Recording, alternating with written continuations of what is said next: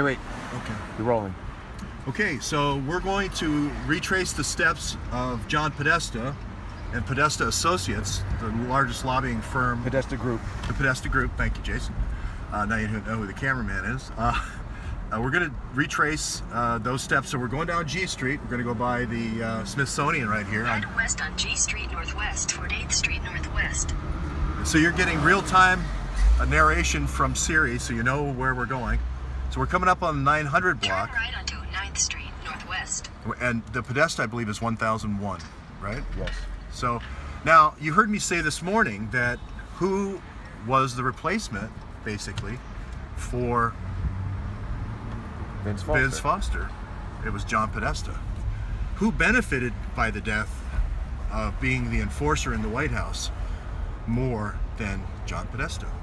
Now, I'm not saying John Podesta is going... Head west on G Street Northwest toward 10th Street Northwest. And I'll turn this off after we do that. We're going to go to Braverman's house. Turn right onto 10th Street Northwest. We're going to go by Eric Braverman's house on DuPont Circle. We're going to go up Massachusetts Avenue, which is Embassy Row, so we don't need the navigation anymore.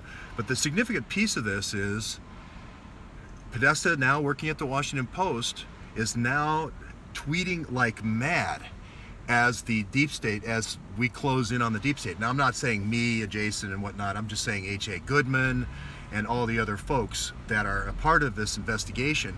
And the world is a part of this now. So the world is closing. Everyone's picking up different pieces of information. Liz Crokin, I think, or someone at WND published the doctor and the hospital. I think it's going to be Sava and MedStar. There's connections to Heather Podesta that we know about. There's connections to the DC police. Turn right onto 11th Street Northwest. All these inconsistencies. So here, I'm going to turn it off now. But I'm just going to go to Podesta's location just so people can get a visual about where the decisions were made in this deep state. And as I've always said, the deep state isn't as deep as you think it is. It's a few guys making a few phone calls with a few SEI union backrooms and a couple of cigars and brandies, and that's how this stuff happens. It isn't, you know, a worldwide cabal of all the, you know, whatever, the Rothschilds and the Rockefellers. It's one guy calling a union boss and saying, can we get some Arkies in here to clean up a situation we got? And this has been around in the union business for the longest time. This isn't new. You can, you know, watch the movie On the Waterfront if you don't believe me. So we're going to be right here. We're going to stop here. This is going to be, where are we at?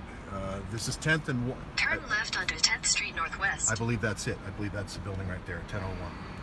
So I'm going to cut off navigation. All would-be reporters. The reason why we're doing this is so when you don't have to, when you come to Washington, you know exactly where to go. You can hang out. You can wait for John Podesta. You can wait for Tony Podesta to come out. You can wait for Heather Podesta. You can wait for Podesta's son coming out, the guy who went around the world checking in on something, checking in on some operations going all around the Mideast.